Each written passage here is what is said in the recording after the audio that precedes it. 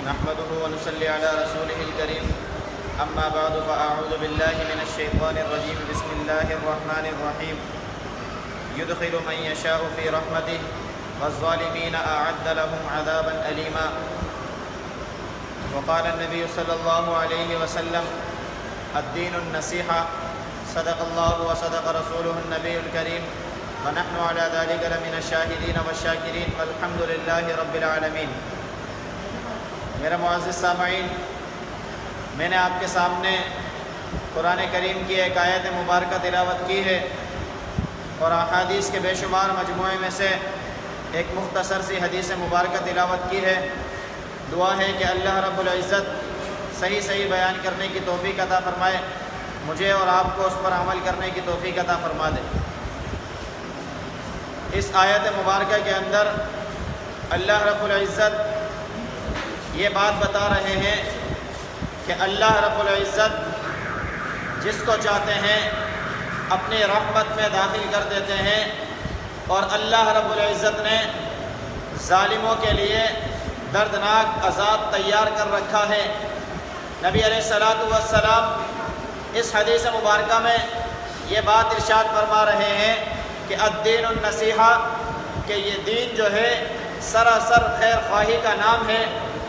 آج میں اور آپ اللہ کی رحمت کو طلب کرنے کی دعائیں تو کرتے ہیں، اللہ کی رحمت کے مطالبے تو کرتے ہیں، لیکن اللہ رب العزت کی رحمت کے تقاضوں کو پورا نہیں کرتے، جبکہ اللہ رب العزت خود یہ بات قرآن کریم میں ارشاد فرماتے ہیں کہ اللہ رب العزت اپنی رحمت میں جس کو چاہتے ہیں داخل کر دیتے ہیں۔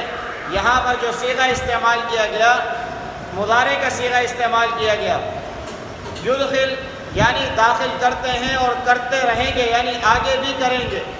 دنیا کے اندر خیر خواہی، دنیا کے اندر اللہ کی رحمت وہ یہ ہے کہ اللہ رب العزت دین اسلام کے ساتھ وابستہ کر دیں۔ یہ ایک حدیث مبارکہ میں نبی علیہ الصلوۃ والسلام نے فرمایا کہ من یرد اللہ بہ خیرا یفقہہ فی الدین، کہ اللہ رب العزت جس کے ساتھ خیر خواہی اور بھلائی کا ارادہ کرتے ہیں تو اس کو دین کی سمجھ عطا فرما دیتے ہیں۔ میں اور آپ اللہ رب العزت کے فضل و کرم سے دین کی اس رحمت میں تو داخل ہیں کہ اللہ رب العزت نے ہمیں کلمہ گو بنایا، اسلام کا نام لیوا بنایا کہ ہم اسلام کے اندر داخل ہو چکے ہیں۔ ہم جن گھروں میں رہتے ہیں وہ مسلمان اور اسلام کے گھرانے ہیں۔ اللہ رب العزت کا یہ میرے اوپر اور آپ کے اوپر ایک فضل اور بہت بڑا کرم ہے کہ ہم اسلام کے نام لیوا ہیں، لیکن اس رحمت کو صحیح طریقے سے حاصل کرنے کے لیے یہ بات ضروری ہے کہ اسلام کے احکام پر عمل کیا جائے۔ اسلام کے احکام کو سمجھنے کے بعد اس پر اپنی زندگی کو لایا جائے۔ اگر دیکھا جائے تو کفار کو اللہ رب العزت نے اس رحمت سے سرے سے ہی دور رکھا ہوا ہے کہ وہ اسلام نہیں لاتے، اسلام کا کلمہ نہیں پڑھتے، اور میں اور آپ اللہ کے فضل و کرم سے کلمہ گو ہیں، اسلام کے اندر داخل ہیں، اسلام کے دائرے میں داخل ہیں۔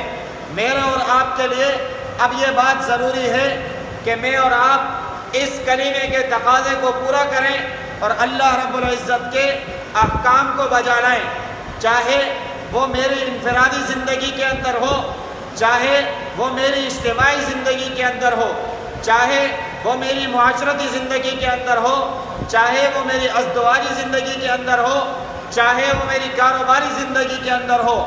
ہر معاشرے میں، ہر جگہ پر، ہر طبقے میں، ہر فیلڈ میں مجھے اور آپ کو کلمے کے تقاضے کے اوپر پورا اترنے کی ضرورت ہے۔ اگر میں اور آپ اللہ کی رحمت کو چاہتے ہیں، اگر میں اور آپ اللہ کی رحمت کو نہیں چاہتے، اللہ کی رحمت سے دور ہونا چاہتے ہیں، تو پھر جو چاہے ہم کرتے رہیں۔ نبی علیہ الصلوۃ والسلام نے فرمایا اذا لم تستحی فاصنع ما شئت، جب تم میں سے حیا ختم ہو جائے تو جو چاہے وہ کام کرو۔ میں اور آپ دیکھ رہے ہیں کہ اللہ نے ہم پر رحمت کی، اللہ نے اپنا فضل اور کرم کیا کہ ہمیں اسلام سے سرفراز فرمایا، اور ہم مسلمانوں کے معاشرے کے اندر پیدا ہوئے، اب یہ اس بات کا تقاضا کرتی ہے کہ ہم بھی اللہ رب العزت کے اس فضل اور اس رحمت کو پورے طریقے سے حاصل کرنے کے لیے اپنے آپ کو اسلام کے تقاضوں کے مطابق ڈھال لیں۔ جہاں اسلام کہے کہ یہ کام کرنے کا ہے، اس طریقے سے کرنے کا ہے، اس طریقے سے میرے نبی نے کر کے دکھایا، اس طریقے سے فلاں صحابی نے کر کے دکھایا، سارے کے سارے صحابہ اس طریقے پر جمع ہو گئے، تو میرے اور آپ کے لیے وہی راہ ہدایت ہے، اسی کے اندر میرے اور آپ کے لیے رحمت ہے۔ آج ہم رحمت کے مطالبے تو کر رہے ہیں، لوگوں سے مل کر دعائیں کرواتے ہیں، اللہ والوں سے مل کر دعائیں کرواتے ہیں کہ دعا کریں کہ اللہ میرے اوپر اپنی رحمت برسا دے۔ آپ مجھے بتائیں کہ اللہ رب العزت کا یہ دین سراسر رحمت ہے، اس کے اوپر عمل کرنا یہ رحمت ہے۔ اگر میں اور آپ اس رحمت کے اوپر عمل نہ کریں تو پھر ہم اس رحمت کو اپنے ہاتھ سے خود دور کر رہے ہیں۔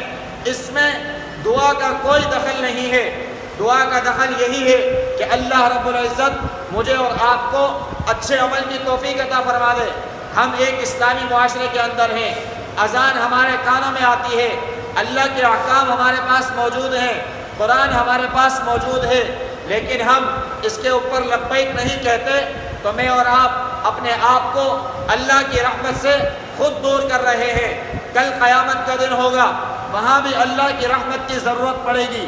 اللہ کی رحمت وہاں اسی شخص پر آئے گی کہ جس نے دین کے تقاضوں کو دنیا کے اندر پورا کیا ہوگا۔ وہ ایک شخص کا واقعہ آپ نے سن رکھا ہوگا کہ جو اللہ کی بارگاہ میں آئے گا اور اس کے پاس سارے کے سارے کام پورے ہوں گے، اس کے پاس صرف ایک نیکی کم ہوگی۔ اللہ رب العزت اس سے فرمائیں گے کہ جاؤ ایک نیکی تلاش کر کے لے آؤ، میں تمہیں جنت عطا فرما دوں گا۔ وہ ایک نیکی کی تلاش میں ہر ایک کے پاس جائے گا، ہر ایک کے دروازے کو کھٹکھٹائے گا، ہر ایک کے اوپر دستک دے گا، ہر ایک کے پاس جا کر کہے گا کہ مجھے یہ ایک نیکی کی ضرورت ہے کہ اگر آپ مجھے نیکی دے دیں تو میرا کام بن جائے گا۔ کوئی نیکی دینے کو تیار نہ ہوگا۔ ایک شخص کہ جس کے اوپر پاس ایک ہی نیکی ہوگی، اس نیکی کے علاوہ کچھ بھی نہیں ہوگا، وہ شخص اس کو نیکی دینے پر آمادہ ہو جائے گا، تیار ہو جائے گا، تو اللہ رب العزت کے پاس جائے گا اور کہے گا کہ اللہ میں نے نیکی کا بندوبست کر لیا، اب آپ اپنا وعدہ پورا کر دیں، آپ مجھے جنت عطا فرما دیں۔ اللہ رب العزت فرمائیں گے کہ کون شخص ہے کہ جس نے آپ کو آج اس میدان کے اندر ایک نیکی دے دی، جبکہ آج کے دن نیکی بہت بڑی چیز ہے، بلا کے لاؤ۔ جب اس شخص کو لایا جائے گا تو اس سے کہا جائے گا کہ آپ نے نیکی دی ہے، کہا ہاں میں نے نیکی دی ہے، کہ میرے پاس تو ویسے ہی کچھ نہیں تھا، میرا کام تو ویسے ہی بگڑا ہوا تھا، میں نے اس کو یہ نیکی اس لیے دی کہ اس کا کام بن جائے۔ اللہ رب العزت فرمائیں گے کہ آج کے دن مجھ سے زیادہ رحمت کرنے والا کون ہے؟ آج کے میدان میں کون مجھ سے زیادہ رحم کرنے والا آ گیا ہے؟ تو اللہ رب العزت یہ بات فرمائیں گے کہ مجھ سے زیادہ رحمت کے لائق کوئی نہیں ہے، میں سب سے زیادہ رحمت کرنے والا ہوں۔ اللہ دونوں کو معاف فرما دیں گے، اس شخص کو بھی جس کو ایک نیکی کی ضرورت تھی اور اس شخص کو بھی جس کے پاس تھی ہی ایک نیکی۔ تو اللہ رب العزت جس کو چاہتے ہیں اپنے فضل اور رحمت سے نواز دیتے ہیں، لیکن میں اور آپ اگر دنیا کے اندر اللہ کی رحمت کو حاصل نہ کریں اور اللہ کی رحمت کے تقاضوں کو پورا نہ کریں تو کل قیامت کے دن میں اور آپ اللہ کی رحمت کے سائے میں نہیں آ سکیں گے، کیونکہ اللہ کی رحمت جب اللہ نے قرآن کی صورت میں دی، اللہ رب العزت نے نبی علیہ الصلوۃ والسلام کی صورت میں دی، ان کی سیرت کی صورت میں عطا فرمائی، صحابہ اکرام نے اس رحمت کو زمانے میں معاشرے میں پھیلا کر دکھایا۔ میں نے اور آپ نے اس رحمت کے لیے ہاتھ آگے نہیں بڑھائے، اس رحمت کے تقاضوں پر عمل نہیں کیا، تو کل قیامت کے دن میں اور آپ اس رحمت کے مستحق نہیں ہو سکیں گے۔ اور آگے اللہ نے فرمایا وَالظَّالِمِينَ أَعَدَّ لَهُمْ عَذَابًا أَلِيمًا، کہ ظالموں کے لیے اللہ رب العزت نے دردناک عذاب تیار کر رکھا ہے۔ ظالم کون شخص ہے کہ جو اللہ کی رحمت برس رہی ہے، اللہ کی رحمت اتر رہی ہے، اللہ کی رحمت ہر آن ہر لمحے ہر ایک کے دروازے پر دستک دے رہی ہے۔ میں اور آپ اللہ کی رحمت پر لبیک نہیں کہہ رہے، میں اور آپ اس کے تقاضے کو پورا نہیں کر رہے۔ اذان کی آواز کس کے کانوں میں نہیں جاتی؟ قرآن کی آواز کس کے کانوں میں نہیں جاتی؟ آج قرآن کس کے گھر میں موجود نہیں ہے؟ آج قرآن کے احکام کس کے پاس نہیں ہیں؟ آج قرآن کا مفہوم سمجھانے والے کہاں موجود نہیں ہیں؟ ہر جگہ، ہر علاقے میں، ہر معاشرے میں قرآن سمجھانے والے لوگ موجود ہیں، قرآن کے احکام بتانے والے لوگ موجود ہیں، لیکن عمل کرنے والے بہت کم ہیں۔ یہ جو عمل نہیں کر رہے، قرآن کے تقاضوں پر نہیں آ رہے، یہی ظالم لوگ ہیں کہ جو اللہ کی رحمت کے اوپر لبیک نہیں کہہ رہے۔ اور ان لوگوں کے لیے اللہ نے فیصلہ فرما دیا ہے کہ وَالظَّالِمِينَ أَعَدَّ لَهُمْ عَذَابًا أَلِيمًا، کہ میں نے ظالموں کے لیے دردناک عذاب تیار کر رکھا ہے۔ میں اور آپ اگر اس بات پر نہیں آئیں گے کہ قرآن کیا کہتا ہے، اللہ کے نبی کی سیرت ہمیں کیا سکھاتی ہے، اللہ کے نبی کے صحابہ کس طرح کی زندگی اس دنیا میں گزار کر چلے گئے، حق بات کے اوپر ڈٹے رہے، ظالم کے سامنے کھڑے رہے، لیکن میں اور آپ آج ظالم کے سامنے جھک جاتے ہیں، حق بات نہیں کہتے، حق والے لوگوں کے ساتھ نہیں کھڑے ہوتے۔ تو مجھے بتائیں کہ اللہ کی رحمت کس طریقے سے میرے اور آپ پر آئے گی؟ میں اور آپ اگر اللہ کی رحمت چاہتے ہیں تو اللہ کی رحمت کے تقاضوں کو پورا کرنا ہوگا۔ اللہ کی رحمت کو طلب کرنے کے لیے اللہ کے حکم کے مطابق حق بات کہنی پڑے گی، اللہ کے حکم کے مطابق باطل کے خلاف کھڑا ہونا پڑے گا، حق بات کو دنیا میں اجاگر کرنا پڑے گا، تبھی اللہ رب العزت کے یہاں سرخ روحی ملے گی، جہنم سے نجات ملے گی، جنت میں میرا اور آپ کا ٹھکانہ بنے گا۔ تو اگر ہم اس بات پر نہیں آتے اور یہی دنیا کے دلدل میں پھنسے رہتے ہیں، دنیا کی ٹھوکروں کے سپرد اپنے آپ کو کرتے ہیں، دنیا کی لہروں کے سپرد اپنے آپ کو کر دیتے ہیں، تو یہ دنیا کی لہریں جس طریقے سے سمندر کی لہریں انسان کو اور جو چیز اس کے سپرد کی جائے کہاں سے کہاں پہنچا کر چھوڑتی ہیں، یہ دنیا کے فتنوں کی لہریں مجھے اور آپ کو گھیر رہی ہیں اور یہ ٹھکانے پر نہیں پہنچاتی۔ جہاں ان کا دل کرتا ہے وہاں انسان کو پھینک دیتی ہیں، وہاں انسان کو پہنچا دیتی ہے۔ میں اور آپ اگر کامیاب ہونا چاہتے ہیں تو میرے اور آپ کے لیے قرآن اور نبی علیہ الصلوۃ والسلام کی سیرت، صحابہ کے آثار کے علاوہ کوئی تیسرا رستہ نہیں ہے۔ اس پر اگر آئیں گے تو میرے اور آپ کے لیے کامیابی مقدر بنے گی۔ اگر ان طریقوں کو چھوڑیں گے تو میں اور آپ کامیابی سے بہت دور چلے جائیں گے۔